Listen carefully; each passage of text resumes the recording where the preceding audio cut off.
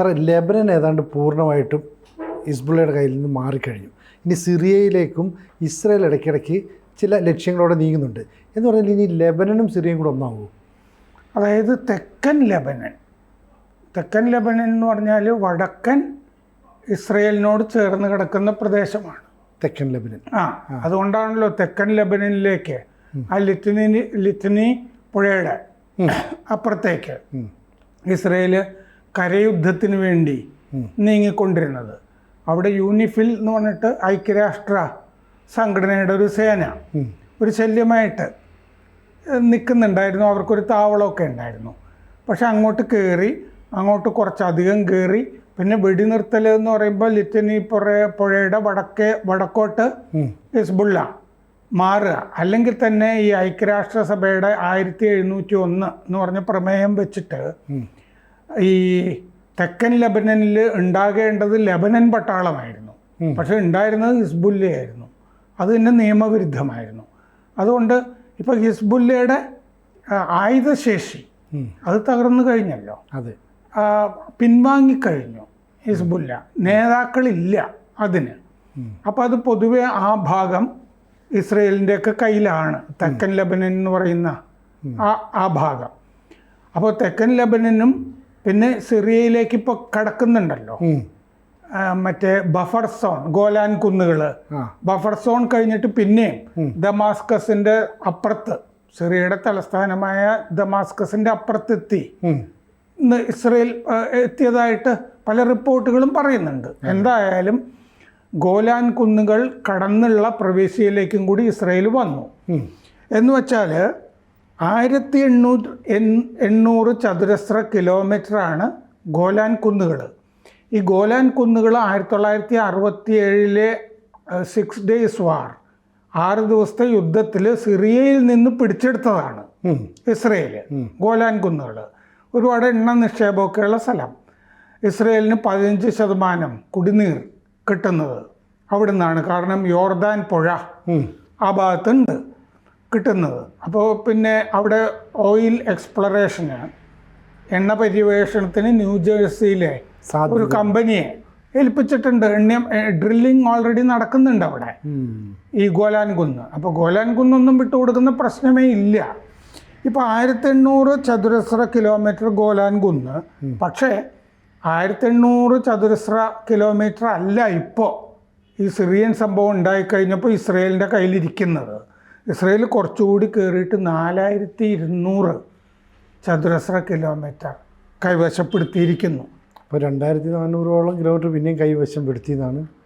അതായത് ഗോലാൻ കുന്ന് 1800 ചതുരശ്ര കിലോമീറ്റർ ആണെങ്കിൽ 420-200 കൂടി എടുത്തു കഴിഞ്ഞപ്പോൾ ഇപ്പോൾ 6000 ചതുരശ്ര കിലോമീറ്റർ വിസ്തൃതമായൊരു സ്ഥലം ഇസ്രയേലിന് കിട്ടി. എന്ന് പറഞ്ഞാൽ നമ്മുടെ ഈ തൃശ്ശൂരും എറണാകുളവും ജില്ലകൾ കൂടി കിട്ടിയാൽ എത്ര വലിപ്പം എന്ന് വെച്ച് കഴിഞ്ഞാൽ അത്ര സ്ഥലം കിട്ടി. ഇസ്രയേൽ എന്ന് പറഞ്ഞാൽ ആകെ 22,000 ചതുരശ്ര കിലോമീറ്ററാണ് ഇസ്രയേലിൻ്റെ മൊത്തം വലിപ്പം. അപ്പോൾ അതിൽ 6000 കൂടി ചേരുന്നു എന്ന് പറയുമ്പോൾ എത്ര വലുതാണ് എന്ന് നോക്കുക. എന്നിട്ട് ഈ ഇപ്പോൾ മറ്റേ സിറിയയിലേക്ക് അങ്ങനെ കയറി കഴിഞ്ഞല്ലോ ഇസ്രയേൽ. അപ്പോൾ അങ്ങനെ അധിനിവേശം നടത്തി കഴിഞ്ഞാൽ തെക്കൻ ലെബനനിലിപ്പോൾ ഇസ്രയേൽ സേനയൊക്കെ ഉണ്ടല്ലോ. വെടിനിർത്തൽ എന്നൊക്കെ പറഞ്ഞിട്ടുണ്ടെങ്കിലും ഇടയ്ക്കിടയ്ക്ക് വെടിവെപ്പൊക്കെ ഉണ്ട് അവിടെ. അപ്പോൾ ആ ഭാഗവും ഈ സിറിയയുടെ ഈ ഭാഗവും കൂടി ചേർന്നിട്ട് ഈ തെക്കൻ സിറിയ ലെബനൻ്റെ തെക്കൻ ഭാഗം, പിന്നെ ഈ സിറിയയുടെ ഭാഗം, ഈ ഗോലാൻ കുന്ന് കഴിഞ്ഞിട്ടുള്ള ദമാസ്കസ് വരെയുള്ള ഭാഗം, ആ തെക്കൻ സിറിയ, ഇത് രണ്ടും കൂടി ചേർന്നിട്ട് ഒരു ക്രിസ്ത്യൻ രാജ്യം ആയി രൂപപ്പെടുത്താനായിട്ട് അമേരിക്കയ്ക്കും ഇസ്രയേലിനും പദ്ധതിയുണ്ട്. അതുകൊണ്ടാണ് ഇസ്രയേൽ മാത്രമല്ല അമേരിക്കയും സിറിയയിൽ ആക്രമണങ്ങൾ നടത്തുന്നത് അൽ-ഖയ്ദ അല്ലെങ്കിൽ IS, ഇസ്ലാമിക് സ്റ്റേറ്റിൻ്റെ ആയുധ കേന്ദ്രങ്ങൾ തകർക്കാനാണെന്നാണല്ലോ ഇസ്രയേലും പറഞ്ഞിരിക്കുന്നത്, അമേരിക്കയും പറഞ്ഞിരിക്കുന്നത്.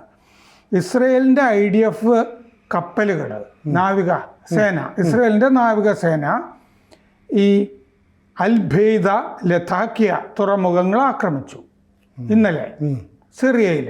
ആ തുറമുഖ ശക്തി നഷ്ടപ്പെടുത്തി. കാരണം ഇനി അവിടെ ഇറാൻ വന്നിട്ട് പണിയണ്ട. അപ്പം നേവിയെ ഇല്ലാതാക്കുക എന്നാണ് അത് ചെയ്തു കഴിഞ്ഞു. 15 സിറിയയുടെ 15 കപ്പലുകളും തകർത്തു ഈ ആക്രമണങ്ങളിൽ. ഇസ്രയേൽ വിമാനങ്ങൾ 390 ആക്രമണങ്ങൾ നടത്തി എന്നാണ് കണക്കിൽ പറയുന്നത്.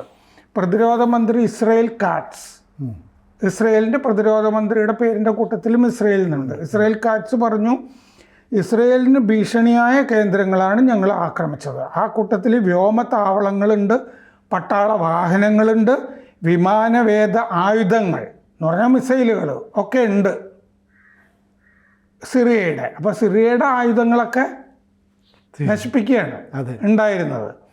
ആയുധ ഉൽപാദന കേന്ദ്രങ്ങൾ അതും തകർത്തിട്ടുണ്ട്. ഇത് ദമാസ്കസ്, ഹോംസ്, ടോർട്ടസ്, പാൽമിറ ഈ സ്ഥലങ്ങളിലൊക്കെ ആയുധ കേന്ദ്രങ്ങൾ എന്ന് പറഞ്ഞാൽ സിറിയയ്ക്ക് അസദ് ഉണ്ടായിരുന്നപ്പോൾ ഉണ്ടായിരുന്ന സൈന്യമുണ്ടല്ലോ, അതിൻ്റെ ആയുധ കേന്ദ്രങ്ങളും ആയുധങ്ങളും ഒക്കെ നശിപ്പിച്ചു കഴിഞ്ഞു. നേവി ആക്രമിച്ചു കഴിഞ്ഞു. കപ്പലുകൾ, നാവികസേന ഒക്കെ, തുറമുഖങ്ങൾ ഇതൊക്കെ തകർത്ത് കഴിഞ്ഞു. അപ്പോൾ സ്വന്തമായി ഒരു സേന ഇല്ലാത്ത സ്ഥലമായല്ലോ സിറിയ. പിന്നെ സിറിയ അനക്സ് ചെയ്യേണ്ട കാര്യമല്ലേ വരുന്നുള്ളൂ. സിറിയയുടെ ഏത് ഭാഗം കൂട്ടിച്ചേർക്കുക എന്നുള്ളത്. ഗോലാൻ കുന്നുകൾ 1981 അനക്സ് ചെയ്തു. ഈ നേരത്തെ പിടിച്ച ഗോലാൻ കുന്നുകൾ 1981 അനക്സ് ചെയ്തു. പ്രത്യേക നിയമം, ഗോലാൻ കുന്ന് നിയമം വന്നു. അവിടെ കൗൺസിൽ ഉണ്ടാക്കി. അവിടെ ഇസ്രയേൽ തന്നെയാണ് ഭരിക്കുന്നത്. ജൂതന്മാരെ കൊണ്ട് സെറ്റിൽ ചെയ്തു. അതുപോലെ ഇവിടെ ഇനി ലെബനൻ അല്ലെങ്കിൽ തന്നെ ഒരു ക്രിസ്ത്യൻ രാജ്യമായിരുന്നല്ലോ. അതെ, അവിടെ മുസ്ലിങ്ങൾ വന്നിട്ട് പിന്നെ ഈ വിവാഹ ബന്ധങ്ങളുമൊക്കെ നടത്തി സെറ്റിലേഴ്സിനെ കൊണ്ടുവന്ന് കുടിയേറി അവിടുത്തെ ഡെമോഗ്രഫി മാറ്റിയെടുക്കുകയായിരുന്നല്ലോ. മുസ്ലിം രാജ്യമാക്കി മാറ്റുകയായിരുന്നു. നമ്മുടെ രാജ്യത്ത് പല സ്ഥലത്തും ഇപ്പം നടന്നു വരുന്നത് പോലെ ജമ്മുവിൽ ഇപ്പോൾ റോഹിംഗ്യകൾ വന്നിരിക്കുന്ന പോലെ റോഹിംഗ്യകളെ മുഴുവൻ അംഗീകരിക്കണം ജമ്മുവിൽ എന്ന് കഴിഞ്ഞ ദിവസം ഫറൂഖ് അബ്ദുള്ളയുടെ പ്രസ്താവന ഉണ്ടെന്നല്ലേ. അപ്പോൾ അങ്ങനെയാണ്. അപ്പോൾ ഇപ്പോൾ അതാണ് ചെയ്തിരിക്കുന്നത്. അപ്പോൾ നെതന്യാഹുവിൻ്റെ വീഡിയോയും വന്നിട്ടുണ്ട്. ബഫർ സോണിനൊപ്പം പട്ടാളം എത്തിയിട്ടുണ്ട് എന്നുള്ളത് ഇസ്രായേൽ കാട്സും അംഗീകരിച്ചിട്ടുണ്ട്. HTS നെതന്യാഹു മുന്നറിയിപ്പ് കൊടുത്തിട്ടുണ്ട്. HTS ആണല്ലോ ഇപ്പോൾ അധികാരം പിടിച്ചത്. ഇറാനെ വീണ്ടും ഇവിടെ ഇടപെടാനായിട്ട് നിങ്ങൾ അനുവദിച്ചാൽ നിങ്ങളെ ചുട്ടുകളയും എന്ന് നെതന്യാഹു പറഞ്ഞിട്ടുണ്ട്. അപ്പോൾ ഈ അമേരിക്ക പിന്തുണയ്ക്കുന്നത് ഈ കുർദുകളുടെ സിറിയൻ ഫോഴ്സിനെയാണ്, SDF എന്ന് പറയുന്ന സേന. തുർക്കി തുണയ്ക്കുന്നത് SNA എന്ന് പറഞ്ഞ വിമതസേനയാണ്, അതായത് സിറിയൻ നാഷണൽ ആർമി. വെടിനിർത്തലിൽ ഇവർ രണ്ടുപേരും വെടിനിർത്തലിൽ ഒപ്പിട്ടിട്ടുണ്ട് വടക്കൻ നഗരമായ മൻബിജിൽ വെച്ചിട്ട്. ഈ അമേരിക്ക പിന്തുണയ്ക്കുന്ന സേനയും തുർക്കി തുണയ്ക്കുന്ന സേനയും തമ്മിൽ തൽക്കാല വെടിനിർത്തൽ ഒപ്പിട്ടിട്ടുണ്ട്. അപ്പോൾ തെക്കൻ സിറിയ സ്റ്റെറൈൽ ഡിഫൻസ് സോൺ ആക്കും എന്ന് ഇസ്രായേൽ കാറ്റ്സ് പ്രതിരോധ മന്ത്രി പറഞ്ഞിട്ടുണ്ട്. തെക്കൻ സിറിയ സ്റ്റെറൈൽ ഡിഫൻസ് സോൺ ആക്കും എന്ന് പറഞ്ഞാൽ സിറിയൻ പട്ടാളത്തിനെ തുടച്ചു നീക്കി തെക്കൻ സിറിയ ഞങ്ങൾ പിടിക്കും എന്നാണ് ഈ പറഞ്ഞതിൻ്റെ അർത്ഥം. ലെബനനോട് ചേർക്കാൻ വേണ്ടിയിട്ടാണ് എന്നുള്ളതാണ്. അപ്പോൾ ഇങ്ങനെയാണ് ഇതിൻ്റെ സംഗതികൾ. അതുപോലെ ഇപ്പോൾ മധ്യ സിറിയയിലാണെങ്കിൽ അമേരിക്കൻ വിമാന വ്യൂഹങ്ങൾ അത്യാവശ്യം ആക്രമിച്ചിട്ടുണ്ട്. മറ്റേ ഇസ്ലാമിക് സ്റ്റേറ്റിൻ്റെ കേന്ദ്രങ്ങളാണെന്ന് അവർ പറഞ്ഞു. US എയർഫോഴ്സിൻ്റെ ബോംബറുകൾ, F-15 വിമാനങ്ങൾ, A-10 തണ്ടർ ബോൾട്ട് ഇതൊക്കെ ഉണ്ടായിരുന്നു. മറ്റേ ഇസ്ലാമിക് സ്റ്റേറ്റ് നേതാക്കൾ, ഭീകരന്മാർ, ക്യാമ്പുകൾ, ഇതൊക്കെയാണ് മധ്യ സിറിയ. അപ്പം തെക്കൻ സിറിയ ഇസ്രയേലിൻ്റെ കയ്യിൽ, മധ്യ സിറിയയിൽ അമേരിക്കൻ പിന്തുണയ്ക്കുന്ന സേനകൾ. അപ്പോൾ സിറിയയുടെ കുറേ ഭാഗങ്ങൾ മധ്യ സിറിയയിൽ അമേരിക്ക ഇടപെടുന്നു, തെക്കൻ സിറിയയിൽ.